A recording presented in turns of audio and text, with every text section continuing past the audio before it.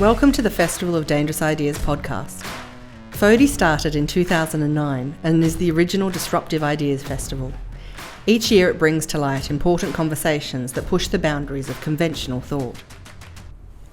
Are we on the cusp of no return? Where has the world come from and where is it we're heading? From climate change to medical advancements, are humans risking their own existence with science they don't fully understand? Or will human ingenuity save the day? This 2014 panel of brilliant optimists and pessimists discussed the amazing risks and opportunities that lie before us.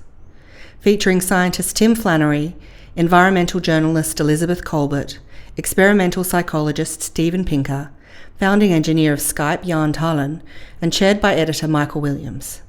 Please enjoy, if that's the right word, the panel, The End of the World as We Know It. We have the privilege of four incredible and robust thinkers sharing the stage tonight. Together they will consider whether we are on the cusp of no return. No return from what? Might be one question. What is the world that we know? Where has the world come from? And where is it heading? And you could be forgiven for feeling a little apocalyptic at the moment, a little existential. Given events in Egypt, given Ebola, Syria, Iraq, Gaza, Ukraine, planes are falling out of the air by nefarious means or they're disappearing without a trace. Where have they gone? We've seen the beheading of a journalist. We've seen the rise of Islamic State, the fall of countless species other than our own. Climate change. Where's it all heading? Is human stupidity getting the better of us, or will human ingenuity save the day? These are some of the themes that we'd love to talk to tonight. If you're a tweeter, #FODI. If you've got a mobile phone, put it to silent or vibrate and have a wonderful night. Let me introduce Tim Flannery is a mammologist, a paleontologist, an activist. He's editor and author of over 20 books. We know him, of course, as Australian of the Year in 2007. He co-founded the Copenhagen Climate Council. He's former chief scientist of the Federal Climate Commission. He is now currently leader of the independent, crowdsourced Climate Council. We have...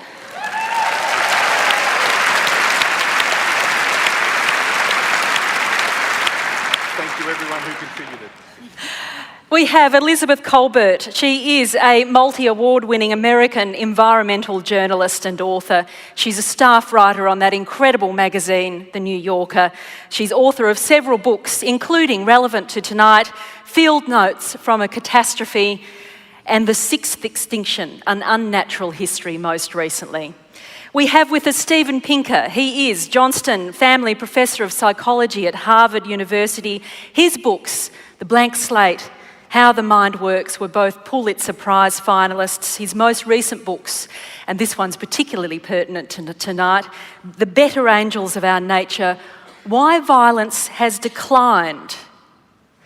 Might be counterintuitive for some of us. And more recently, I think just out, isn't it? The Sense of Style, a thinking person's guide to writing in the 21st century. Great to have you here. And we have...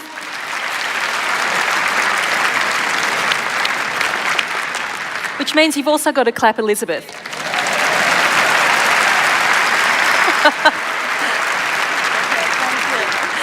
And Jan Talen is a founding engineer of Skype and Kazaa. He is a co-founder of the personalised medicine company MetaMed. He is also co-founder of a very interesting centre at Cambridge, and I think they're also sowing the seeds of something at MIT, the Centre for the Study of Existential Risk. He describes himself, I think, as a futurist, a hacker, an investor and a physicist. Welcome.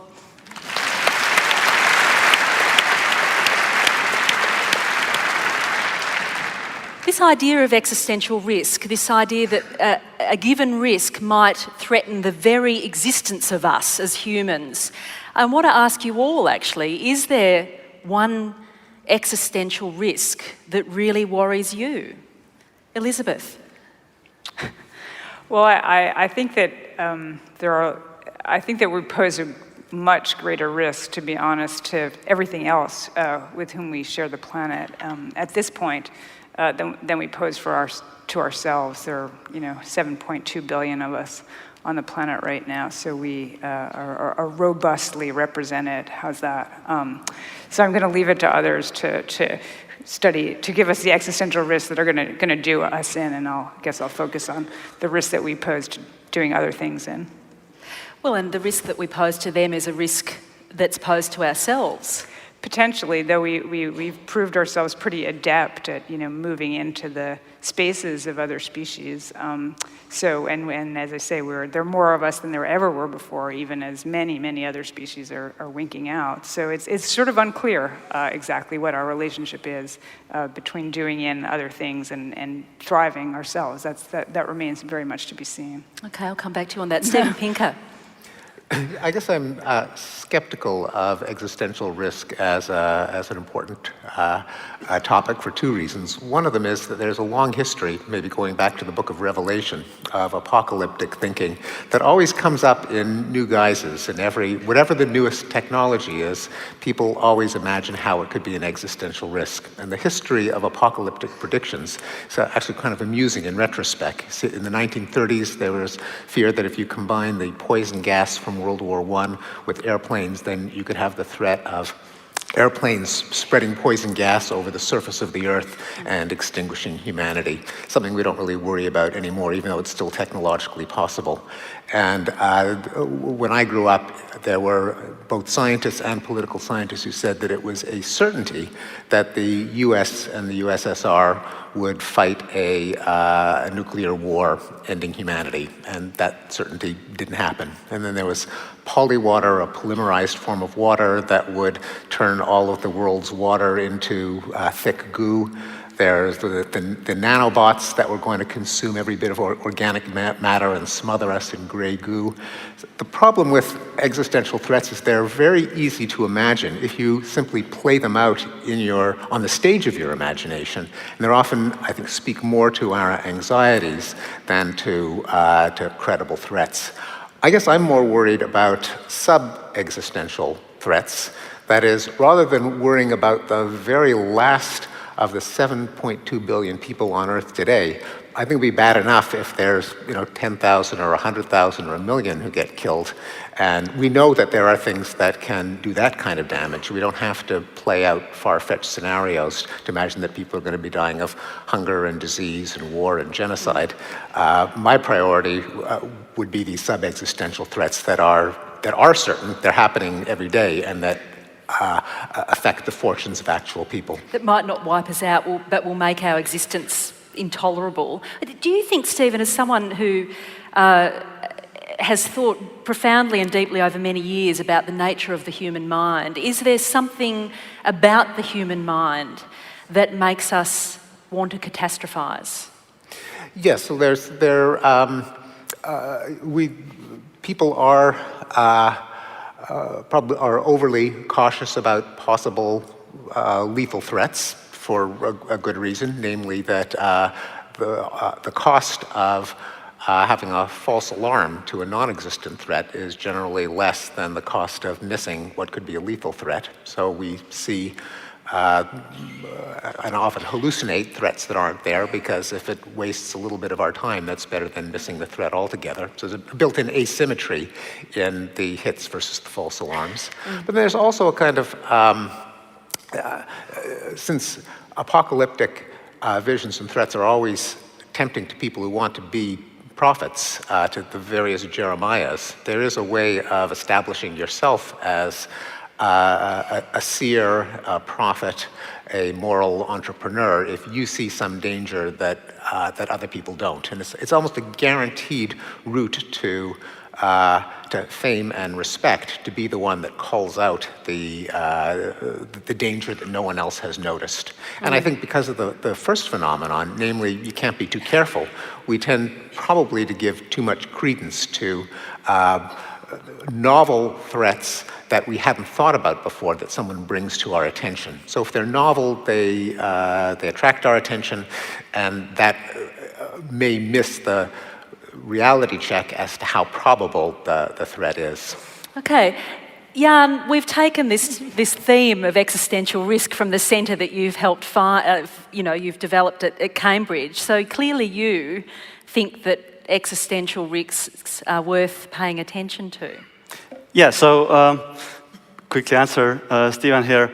I think it's lazy thinking to basically categorize like arguments based on certain property that they have, and then like kind of have a blank answer to those arguments. You actually have to look at each individual argument and evaluate them on their merit. However, indeed, there are a lot of people who do that, and therefore like one of the things that I say is that although the Cambridge Centre, which has now been in existence for about 2 years, and we actually haven't accomplished any research yet, as opposed to our sister organization in Oxford, it still has made a really significant contribution to the world, and the contribution is that it gives a canonical answer to the question: existential risks? Says who? Because so you're looking at a sort of suite of technologies, aren't you, that you think could have a dangerous flip side. They might offer great benefit, but they might also catapult us into something terrible. Exactly. So, and I'm a technologist myself, so I don't. I'm very far from being against technology, but it's just important to realize that the reason why technologies get better over time, when looked at through the kind of eyes of human values, is that there is a market mechanism that basically rewards technologies that people want.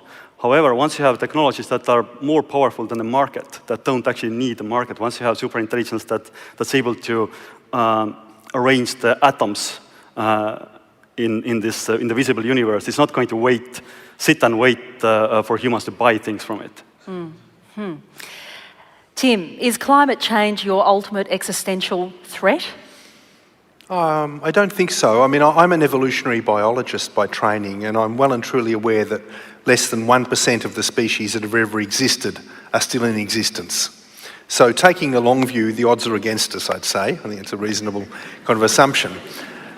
In the short term, I guess what I'd say is that we as a species are doing something that no other species has ever done as far as we know in the history of the universe. We are creating a superorganism, if you want, or a coherent entity which is mediated through intelligence.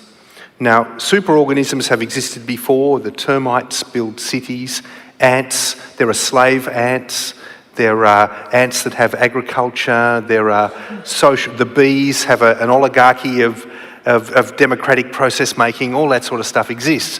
But we are doing it through deliberative intelligence. So I guess to me there is a risk in that. Will this work? Is it possible that as the individual becomes more powerful in these ever more technological societies, that a psychotic individual or a group of them could bring all of us down? I think that's a fair risk. In terms of climate change, my biggest concern is that disruption to Earth's climate system will reduce the available resource base, if you want, to people, to the point where individual groups of humans will start fighting over the few remaining resources. And therefore we'll have a collapse of the superorganism, this intelligent superorganism that we're in the midst now of creating using technology like the internet. So that's the big threat to me. We'll just go back to being barbarians. Do you take this at all into account in your very dense, long, fabulous thesis that violence has diminished over the existence of humanity? Do you take that into account, that we're at risk of violating ourselves in this way? Are you asking about climate change as itself a kind well, of just violence? And also this notion that you could, yes, homicides might reduce over time, and there's a number of arguments that you make really cogently in your book. But at the end of the day, it might be one person that takes us down, or it might be the fact that we've undermined our sort of the substrate on which we exist so much that we'll all be taken down. That's a kind of form of violence, isn't it? Well, I don't use the word violence to refer to everything that's bad. So if there is pollution, if there's species extinction, if there's disease, those are all terrible things. But I think that if you call them all violence, then the word no longer has any coherent meaning, nor can you understand the causes or the ways of alleviating violence. There is a question of whether, if there is degradation of the ecosystem, will that reverse the trend toward declining violence? Will there be resource wars, water wars, oil wars, etc.? And I do have a section in the book that addresses that, and I think the answer is probably not. Now, this isn't a reason to be complacent about climate change, because it could cause a great deal of misery and waste, even if it doesn't consist of people going to war. But studies that look at climate stress at time 1 and organized violence at time 2 find very little relationship, usually 0. And at first people are surprised about that, because a lot of people think that wars are fought over in competition over resources. Then when you start to think about individual wars, and you try to think of a war that has been fought over a diminishing resource, it's really hard to think of any. So the statistics actually, when you think back on, okay, well, what was what are the current wars over, say in Ukraine or in the Islamic State? They're over ideas and ideology and nationalism and tribalism and seeking perfect justice and rectifying historic injustices. It's very hard to find a war that is fought over some pool of water or oil that two parties both want to control. Although by proxy land. Tim? If I could just respond, Steve, I think my thought about that is I don't envision a war between nations over this, but what I imagine is a collapse of authority and a collapse of the intelligent superorganism within that group, so that then individuals within that are no longer bound by the rule of law, because that's vanished, and then you get conflict, internal conflict within those groups, and the weakest will always be the one that is hardest done by. Yeah, certainly anarchy can be a big impetus to violence. I mean, in general, when you have anarchy in the sense of no effective government, you also have anarchy in the sense of violent chaos.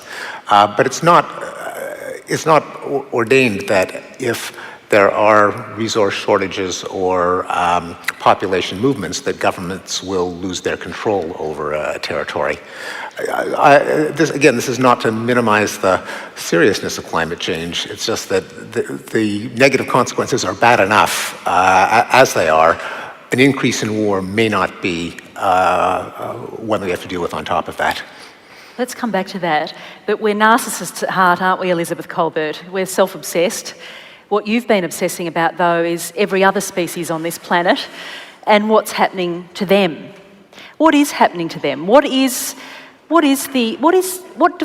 the Anthropocene that some call this era that we are living in, this era of a possible sixth mass extinction?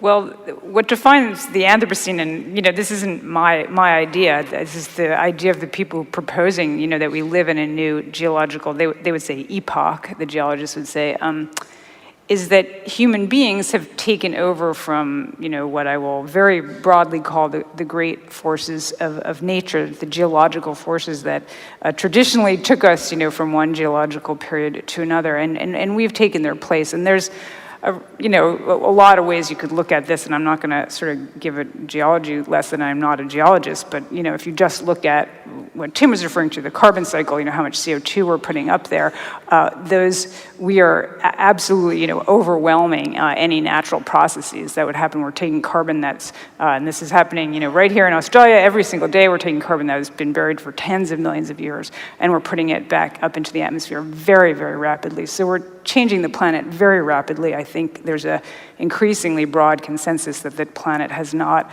undergone such rapid change since the demise of the dinosaurs 66 million years ago. So that's a pretty sobering thought, and what the result of that is going to be. The last time we had very rapid change, we lost something like 3/4 of the species on Earth, and when we look at extinction rates today, they're very, very high. There's just a paper published in Science saying that they're, about 1,000 times as high as they would be under sort of normal background conditions. And those two facts, that we're changing the planet very rapidly and that a lot of other species are going extinct, are obviously intimately related. Is it legitimate, though, to call this a mass extinction event in the way that the last 5 have been? And of course, each mass extinction event over the history of life on Earth has been caused by quite different things at different times. Glaciation, global warming.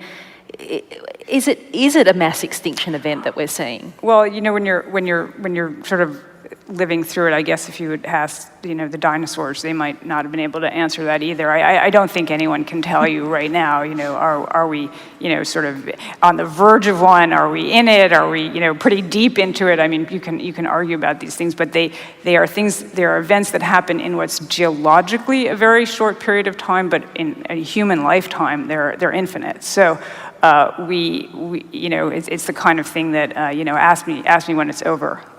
And I'll tell you. What makes this time different from the previous mass extinctions?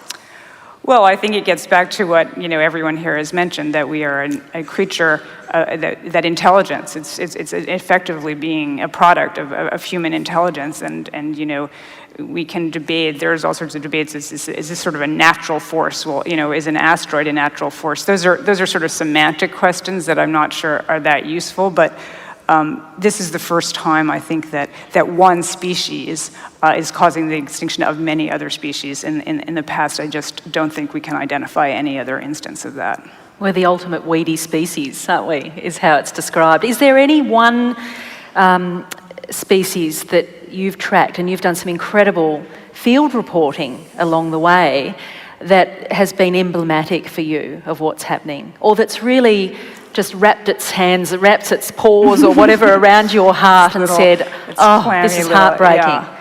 Well, I wrote about a species that Tim and I were just talking about this, a Panamanian golden frog, which is a beautiful, very deadly poisonous frog in Panama that's now extinct in the wild. And they were a symbol of good luck in Panama, and there was so much concern over them as this disease swept through Panama. They were a species that was done in by a pathogen, that they took the frogs out of the rainforest and put them in a hotel. They literally put them up in a hotel to try to save a remnant population, which they have. There is a small remnant population. It's incredible, isn't it, that they would do that? I mean, when you look at the lengths that people will go like that, and there's all sorts of amazing examples around the world for people working with endangered species, does that give you hope for humanity? Well, I think it shows the sort of, which is definitely a theme that's already come out here. It shows the sort of doubleness of human intelligence. It has a real double edge, and it's hard to say, where it's all going, but human intelligence can be used for great and wonderful and genius sort of things, as we all know, and it also can be used, or can inadvertently cause a tremendous amount of damage. Tim, you've thought about this and written lyrically about it too, and why should we care about a toxic Panamanian frog? Well, because it's a beautiful thing that at the moment we can't recreate. Look, if I could just go back to that issue of the sixth extinction and the Anthropocene. I mean, they are geological concepts, and I don't want to get too technical, but you would know about the Anthropocene through reading the record in the rocks that are being laid down today. So if you ask, for example, rhinoceroses, they were all over Eurasia 10,000 years ago. There was millions of them. Today there's 20,000. You're not going to get a bone of one of those 20,000 preserved in a fossil record. It's statistically not going to happen. It's just too rare. So that change will be read in the rocks for all of the large mammals that have vanished. They've been taken over by sheep and goats and people. They're the bones you'll find now, if you look in the geological record. So I think the Anthropocene will be recognised by future beings very clearly in the rocks, and we are in the middle of it now. But there is an issue that it intrigues me. I belong to a group of scientists called the De-Extinction Group, and they are looking at how you bring back species from extinction. And this group is probably working beyond the current reach of technology. But nevertheless, what they're trying to do is really intriguing. So there's a group, for example, who are trying to recreate the passenger pigeon. So they're identifying the nearest relative of the passenger pigeon, look at how many genetic changes are in the code between that and then the other bird, and working out how you would do that through selective breeding and through genetic manipulation. There's other people who are looking at northern white rhinos. You know, there's skin. This is a rhino subspecies that's very rare, down to the last few individuals. But there's specimens in museums, and there are serious attempts at taking skin biopsies from those specimens, looking at the DNA in it, and trying to reconstitute another individual which died 40, 50 years ago for that species. In Australia, we've seen researchers take extinct frogs and take DNA from them to grow new individuals. So I think we live in a whole new world. We're just on the edge of it. But is that the ultimate act of narcissism? That we will bring back a species that we've killed off and there is no longer the habitat within which it will thrive? I disagree with you that there may no longer be the habitat. The habitat may be there, but the individuals have been hunted into extinction. Surely the ultimate act of narcissism is causing extinction in the first place. Elizabeth? Because you've been to San Diego and visited what was called the Frozen Zoo, which is a similar sort of concept, isn't it? Well, it's the source of a lot of the sort of tissue that Tim is talking about, and they're very, very hesitant, I should say, to talk about de-extinction. They don't sort of want it to be seen as this kind of, Frankensteinian lab where they're gonna, put all these species that were driving extinct and resurrect them one day. But I think, and I guess I part ways with Tim here, and as an evolutionary biologist, I guess I'll throw the question back at you. I mean, you create a passenger pigeon, 2 passenger pigeons. What have you created? I mean, passenger pigeons, and in fact, on Monday, we can all celebrate or mourn the 100th anniversary of the death of the very last passenger pigeon, a bird who went by the name of Martha, who died on September 1st, 1914. What have you got, even if you have a pair of passenger pigeons that, birds are very intelligent and they learn from their parents, and who are they going to learn from? So I'm not sure what we have, even if we were able to manipulate the DNA of the passenger pigeon's nearest relative, and then we'd have something, that was sort of like a passenger pigeon, but isn't a passenger pigeon, and what's the point of all that? Well, I think that's a good point, but maybe it's to have a more functional ecology. So, for example, if you could bring back woolly mammoths, they are keystone species on the Siberian tundra and may allow the Siberian tundra to persist in greater diversity and for longer than if they're not there. I mean, species are functional elements in ecosystems. And I agree with you what you say about the learned behaviour. How in the hell do you teach a mammoth to be a mammoth? These are great questions. But nevertheless, I'm sort of excited at the idea we might be able to, take the first step on a journey to recreate these. Let's consider the limits of intelligence. And Jan, you've taken a great interest, for example, in machine intelligence. This notion of building artificial intelligence or intelligences in various forms and shapes so that they may function in various settings. But if you take that through to a thought experiment, where does it take you? Why do you express a little bit of existential angst about the future of artificial intelligence? First of all, I actually would like to riff a little bit on the previous discussion, because one way to present existential risks in a kind of more intuitively understandable form is that they really are risks to the environment. Even if you talk about things that are easy to understand, like asteroid risks, every 10 million years or so, there's a big enough asteroid that comes along and sterilizes the planet. It's not because you personally will be hit by that asteroid, but it's because the asteroid will raise the temperature or basically change the environment sufficiently so it wouldn't be conducive for life anymore. And also, we're not actively hostile to other species, perhaps with the exception of few, but it's just that our massive manipulation of the environment and as a manipulation that's a side effect of other things that we do that actually makes the life very miserable to them. And actually the same thing that I'm conscious of, in the context of all powerful technologies, including AI. And sort of the ultimate argument with AI is that it's a kind of a meta-technology. It's a technology that possibly can develop its own technology. And that was already pointed out 50 years ago by British statistician I.J. Good, who basically pointed out that, look, like if you once we are able to create something that is as smart as us, then like invention is also an intellectual activity. So by definition, it is as good as us in invention. So one way of putting it is that I'm not necessarily worried about human creations. I'm worried about machine creations. Stephen, just to think about, well, actually, I'll ask you, Jan, this sort of the techno-optimism of our times, which is that technology will solve our problems. It might also retrieve some extinct species for our zoos. I support that. But also, I mean, some believe that geoengineering will also save us, for we can continue doing what we do, and we might be able to apply geoengineering to the environment and solve climate change as well. That's a kind of techno-optimism on a kind of wild scale, isn't it?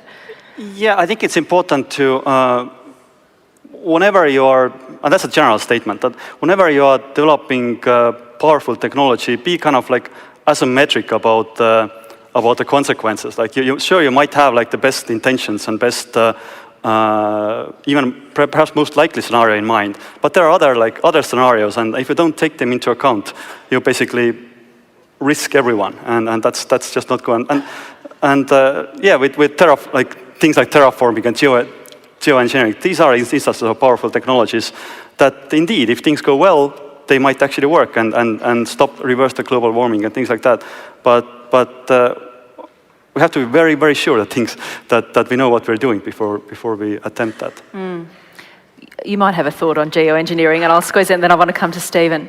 Look, I really do. I think that people who talk about geoengineering fail to understand the scale of the problem, right?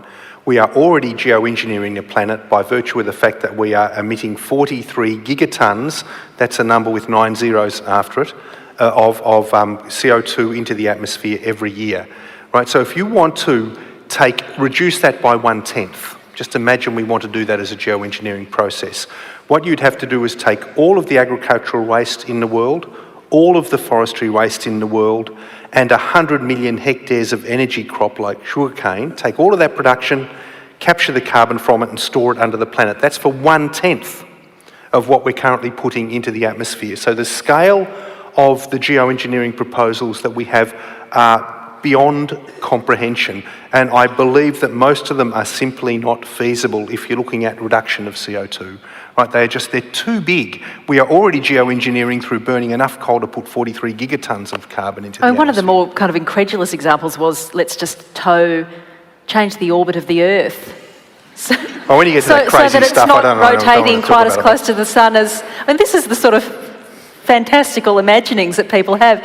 Stephen, when people look at the world today, they are seeing Syria, Nigeria, Iraq, Afghanistan, Gaza, the Ukraine. There's a sense that if these might all somehow stitch up together and the apocalypse will land. I mean, this is the sort of feeling that people have. How do you, in surveying the nature of violence across the history of humanity, how do you feel at a time like this? Yeah. Well, first you've got to make sure you don't make simple errors in arithmetic and logic. So a change over time requires at least 2 points in time. So if you say, well, there's a nasty war going on in Syria, that doesn't say anything about what direction the trend is, because all that says is that the rate of violence now is not zero, and it's not zero. But in order to say anything about whether it's gone up or down, you've got to compare the rate of violence now to the rate of violence at some other point in time.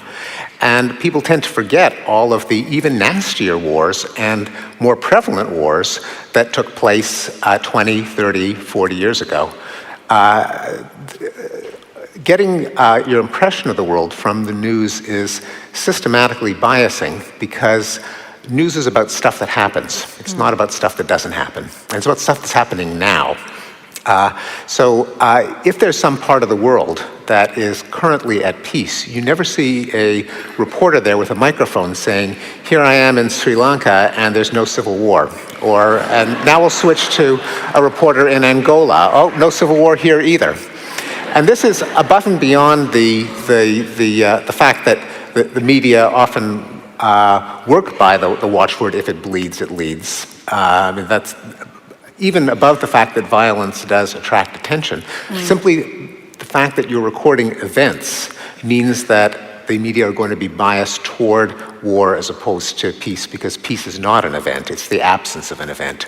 So the only way that you could tell whether we're living in more or less violent times than usual is, first of all, to count the number of wars, count the number of people that are killed in wars, and compare it to the same counts at different periods of time. As a proportion of population, I guess that's a more yes, meaningful measure. Because any tendency consists of the number of occurrences divided by the number of opportunities for the occurrence to take place. So yes, you can't simply just count the number of bodies, but you also have to count the number of bodies that are still walking around because they haven't been killed. And so when you do that, you find that there is, certainly in the last 2 years, because of the war in Syria, there has been an uptick compared to, say, the year 2005. But if you look at the entire graph, say, since the end of World War II, not even counting the carnage of World War II, but say starting at the clock at 1946, you get a kind of downward roller coaster, and then you have a little bit of an uptick because of Syria. People are surprised at that. How come it's so small? We keep reading all the headlines about it.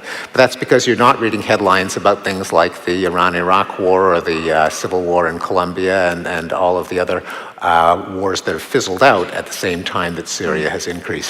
You've described this second half of the 20th century on as the great peace, and then the new peace, moving into the new peace. The long peace, that's right. Get my nomenclature right. Do you wake up every morning, though, feeling you have to justify that description of the times we live in? Well, people often find it hard to believe. People are often incredulous. I think because their impression of the state of the world comes from the news, and there's always enough violence to fill the news. And so and because of a quirk of human psychology, namely we estimate risk by how easily we can recall examples. Now that's statistically unsound. The way to estimate risk is the number of occurrences divided by the number of opportunities. But that's not the way the human mind evolved. Daniel Kahneman and Amos Tversky coined the term availability heuristic to characterize the way that the untutored mind does estimate risk. If I were to ask you how much in danger are you of being eaten by a shark, your first inclination would not be to go look up the number of shark attacks and divide by the number of swimmers, but to recall, oh gee, did I read recently about someone getting eaten by a shark in the papers? That's the way the mind works, but that isn't the way, the optimal way of assessing risk. And so I have to battle both the inherent bias of the picture of the world conveyed by the news and the cognitive psychological quirk that we are affected by incidents rather than ratios. You've said that the task with the book, The Better Angels of Nature, was to convince people that the past seems less innocent and the present less sinister. What about the future? I guess as Yogi Berra said, it's hard to make predictions, especially about the future. I think there are different categories of violence, and that's why in my book and in my talk tomorrow, I divide them because they have different causes and they have different dynamics. One-on-one homicide is not the same as war between organized combat units, which in turn is not the same as institutionalized violence, such as capital punishment or mutilations. So there are different stories for each one. And in terms of projecting into the future, there's some kinds of violence where I think it would be foolhardy to make a prediction. So terrorism, for example. In a world of 7 billion people, there's always going to be someone with a grievance. It's always going to be easy for them to get their hands on something that will kill people. That will be stoked by the fact that it is an instant way, in fact, the only instant way of getting worldwide fame. Kill a lot of innocent people, that's the only guaranteed way of making the headlines. And so I would not be willing to make a prediction there isn't going to be a terrorist attack tomorrow. Likewise, civil wars and insurgencies involving small isolated factions. The world has, again, with 7 billion people, probably more than 7 billion grievances. Nothing is going to prevent some group of young men from getting together and forming the Popular Front for the Liberation of whatever and starting a little civil war somewhere. On the other hand, there are other categories of violence that I think are more predictable and controllable. Interstate war, wars between two governments. Those have been in a steady decline. Wars between great powers, big rich countries, have pretty much vanished. There hasn't been one since 1953. Even with provocations like what we're seeing in the Ukraine, not even the most hawkish of American hawks is even considering declaring war on Russia over Ukraine. That's just no longer a live option in the minds of even of the hawks. So it suggests to me that anything can happen. There can be rude and ugly and nasty surprises, but barring some kind of catastrophe, wars between great powers are unlikely to occur, and even between two different governments. For institutionalized violence, I think there too the trends are favorable. That globally speaking, say capital punishment, despite its anachronistic popularity in the United States, is on the way out even in the United States. The trend lines are clear, and it's always dangerous to extrapolate, but if you were to look globally at the number of countries that have abolished capital punishment, then the world is on course to eliminate it globally by the year 2026. So that, in presenting such an optimistic analysis of human violence in some sense, where we've got to, is that a risk of making us complacent, though, about the violent acts that do occur? No, in fact, I think quite the opposite. If you think that there's nothing that can ever be done about violence, people will always kill each other, either in general or in particular hellholes in the world, then it's easy to think, well, why even bother to address the problem? They're always going to be killing each other. It would be idealism, romantic, utopian to even try to bring the violence rates down. If you look at the graphs and it says, well, something that we have been doing collectively has been working, that is what energizes you to figure out what's gone right and do more of it in the future. And that's why I think it's important to emphasize that what we might think of as intractable conflicts may not be. For many decades, people just assumed that sub-Saharan Africa would constantly be torn by war. Turns out that the number of wars and the number of deaths in war have fallen by more than 50% just over the last 15 years or so. So even in a part of the world that by our stereotype is permanently in flames, turns out not to be. Interesting. Any thoughts on that? I mean, Elizabeth, I know you've read Stephen's book and you wrote a rather critical review of it in The New Yorker, if I dare bring it up. Sorry. Well,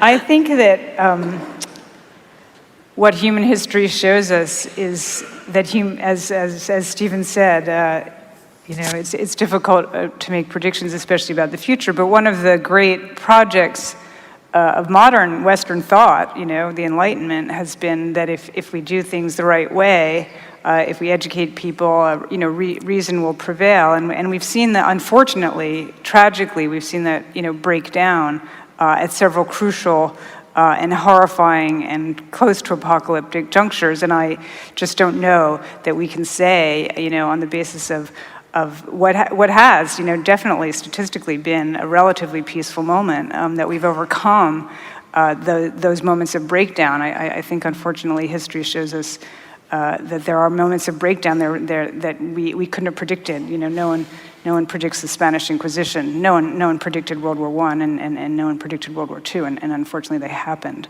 And they were crises of our confidence in ourselves. And have we overcome the forces that would bring us to some point again? And unfortunately, fortunately or unfortunately, once again, we're going to find out. Not necessarily those of us in this room tonight, but our kids and our grandkids. We are as smart as we are dumb, I guess, as a species. And Tim, looking at our response to climate change, and Australia's an interesting case study, now, obviously. Do you think that we have it in us to solve this big, hairy, audacious problem? Well, looking at the current government, you'd have to think that they're either trying to hasten the end of the world as we know it, or trying to hold back the end of the world as we know it. But irrespective of this current... If I could, Just to say though, look at Kyoto. Sure. Kyoto presented an opportunity. It hasn't come to fruition. Things have changed dramatically since Kyoto.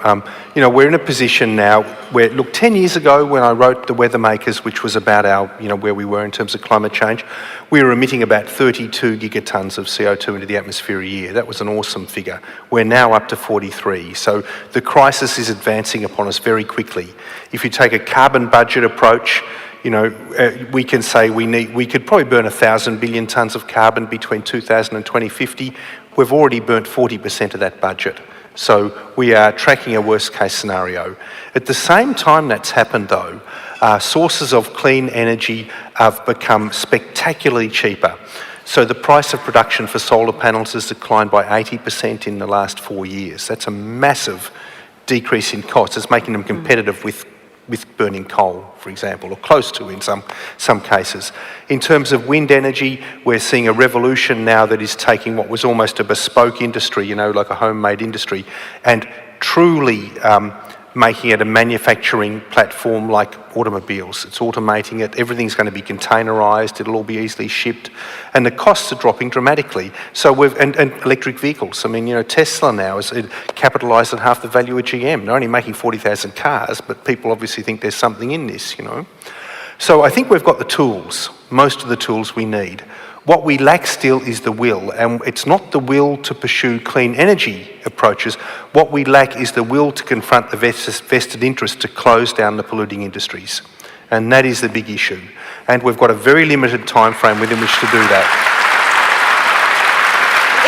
Is it just that though, Tim? Is it just that though? Because also there seems to be a tendency, it's a sort of opposite of catastrophising, and that is in the face of what some might describe as a catastrophe, we also have a tendency to turn the other way, see no evil, hear no evil, and head in the sand. I've got a Dutch friend who, a historian, who was studying the Dutch response to the build-up to the Second World War, and he said if you look at Dutch newspapers in 1933, front page after front page is about the Nazis and the threat, and through to 36, whatever.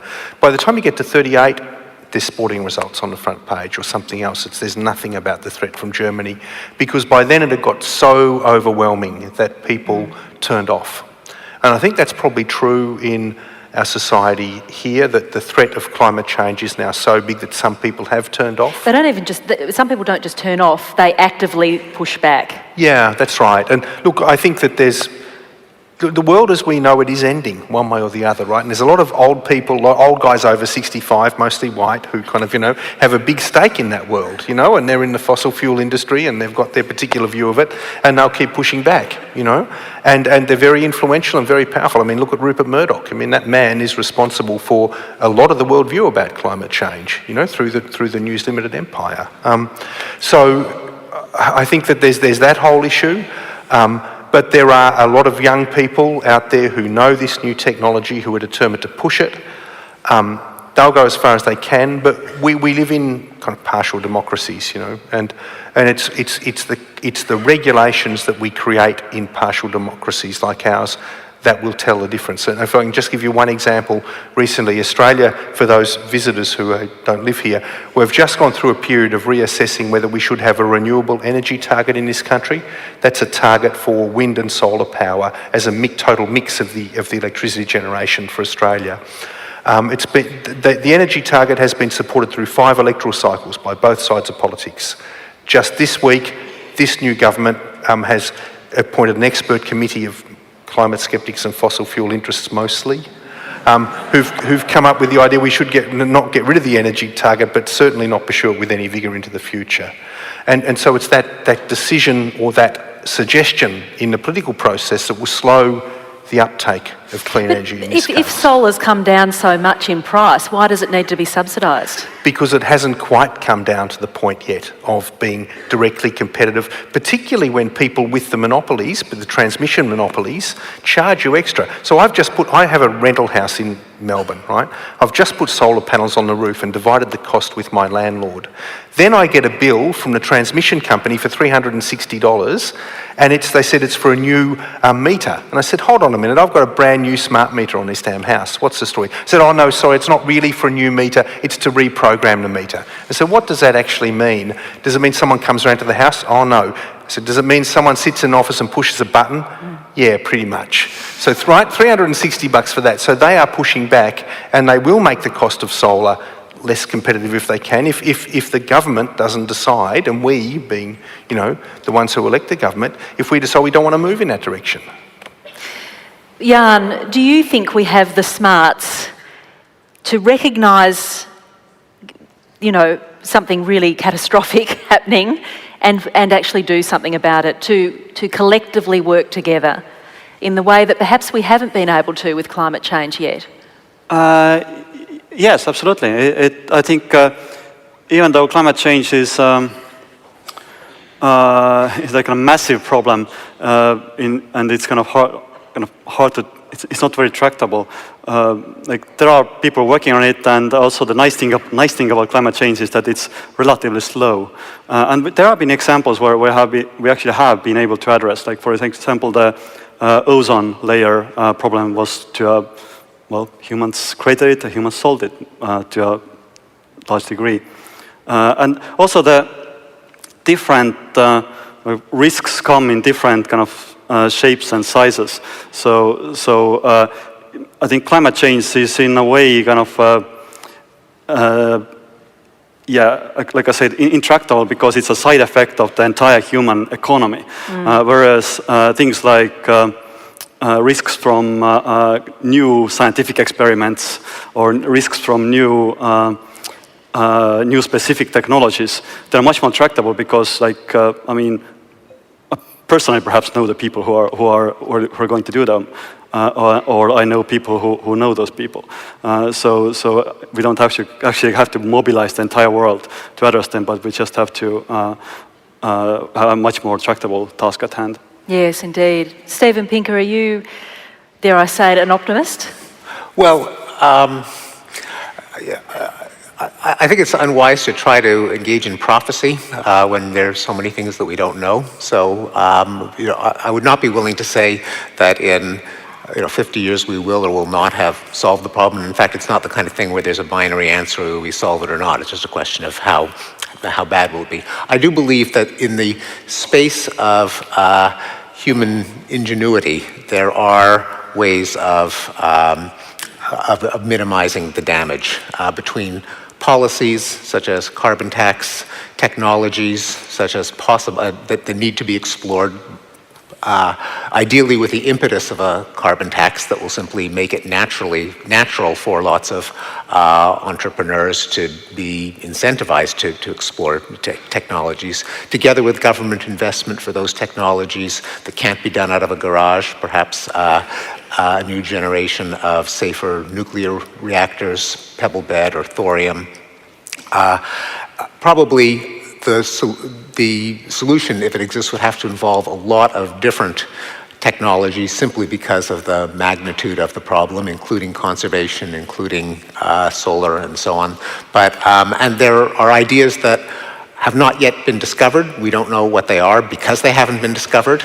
But if you set climate change as a problem to be solved, as opposed to thinking of it as an apocalypse that we have visited upon ourselves and deserve to be punished for our sinful ways, and our only solution is to completely, radically change our lifestyle and value system. I think that's unlikely to solve the problem. I think thinking of it as a big mess that we've gotten ourselves into, and what are the ways that we can get the numbers to match up with the reality, I do think the solution exists, yeah. Elizabeth, as someone who's spent many days and months and years in the field with climate scientists, what about you? Well, once again, I think everything that everyone has said has a lot of truth in it. But I think that, here we are in a country that had a carbon tax until very recently and has gotten rid of it. So it's hard to see, us making much progress here. And as Tim said, we've dug ourselves into a bigger hole. That's just a numerical, fact. And there's a lot of warming in the pipeline that there's nothing we can do about. So I think that most climate scientists at this point would say, we're not talking about solving climate change. That's just not even an option. We're talking about, the difference between potential disaster for human civilization, not necessarily an existential threat to humanity, but an existential threat probably to many other species. Do we have the capacity to deal with it? I think, yes, I do think we have the capacity to deal with it. Unfortunately, we haven't shown that we're going to, and that's the big gulf, the gulf between doing it and having the capacity. And I think it is, unfortunately, we do stand at some kind of, and maybe we always think we do, but we do stand, I feel, at some kind of hinge of history, and we're going to make choices without making them consciously, quite possibly, that are going to really affect life on this planet more or less forever. That's the point of the Anthropocene. And that we need to bring those choices into consciousness, and we need to try to make them the right way. Can I just, as a last question, it's probably an odd one, but should we just make peace with this possibility that as a species, we're sowing the seeds for our own destruction, and that some other life form will rise up after us, that we don't actually matter that much, that if we end up ending, life will go on in some form? Not necessarily. Well, Is that a really cruel last question? Yes. Are we that important? I mean, I often think if we don't solve climate change, human life might end, but something else will evolve after us. well, not necessarily. And also, I think it's not the relevant question, because we may not matter to the planet. The planet doesn't care about us, but because planets don't care about anything, they're not sentient, they're not intelligent, but we matter to each other. And so yeah, if there's an enormous amount of preventable suffering, or famine or disease or waste, then that matters because it matters to us. And I don't care what the planet thinks about us, but I do care about what we think about each other. Good answer. Jan. I once talked to a roboticist who basically presented the same argument that if we create something that is smarter than us, shouldn't we just treat it as our kind of children? And so even if it wipes us out, it's okay. And then I asked, look, do you have children? And do you realize that they will be wiped out? And then his answer was probably the biggest euphemism I've heard ever in my life, was that, yeah, there will be a local inconvenience. Tim. Sorry, that was an amazing answer. Wasn't it? Look, I think we really are important. I mean, life has been present on Earth for between 3.5 and 3.8 billion years. And in all of that time, it has only thrown up one intelligent species capable of creating a superorganism. If we become extinct, I don't think our like will come this way again. I mean, the Earth's only got another 1 billion or 2 years to run anyway because of the sun and all the rest of it. But what we are, we have given coherence to Gaia, to the Earth system in a way. I must say, I think of us very much as being a brain to Earth's body, and very much like our brain. I mean, our brain is probably the most selfish and greedy organ of the whole body. It weighs 2% of our body mass but uses 20% of the energy that we consume. It'll shut down every other organ in the body before it deprives itself of 1 iota of oxygen. And we're the same, we're selfish and greedy, but we all live by one rule. We know that we can't bankrupt the body we depend on, and in our case the body is the Earth. And what we've given the Earth is self-awareness. We're in the process of giving it a coordinated system through our sensors that run from the deepest ocean to the agricultural lands of the planet to the satellites that swirl above us. We are, in a sense, that brain of the Earth, and I think that's an incredibly precious thing. And I do care whether we go extinct or not, and I don't want to think that we will vanish and just leave a brainless Earth once more. And not only have we given the Earth a brain, we've given the Earth a chance to reproduce. Maybe in the very distant future we'll be able to colonise other planets, and that is an act of Gaian reproduction. We can take perhaps the Earth system. It's science fiction today, but without us, even that possibility I think wouldn't exist. Elizabeth. Thank you, Tim. Great answers, all of you. I do think that's taking sort of resignation a step too far, and I think that the other thing that we have to keep in mind is the thing that's going to it's not going to wipe out unless you had I suppose you could have some kind of wonderful virus that just takes out humans, but the ways that we're planning to destroy the Earth, the ways that we're really intent on destroying ourselves, it seems, are more likely to have a very, very profound effect on all of life on Earth. So I don't think it's that surgical. So I do think that we need to, as opposed to just being sort of knights of infinite resignation and consigning ourselves to the evolutionary sort of dustbin, we need to sort of step up and take responsibility for what we're doing. That would seem to me to be a sort of more appropriate response to what's going on planet Earth right now. I suspect there's quite a bit of agreement about that in the room, is there? Well, what a wonderful opportunity to hear four fantastic thinkers speak. Thank you so much for being here, and enjoy the rest of your festival. Thank you.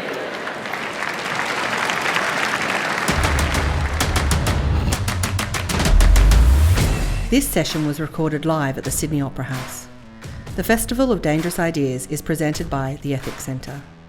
The Ethics Centre delivers programs and experiences designed to bring ethics to the centre of our life. We offer counselling for individuals, consulting, leadership and development services. As a non-profit charity, we rely heavily on donations to continue our work, which can be made via our website. Thank you.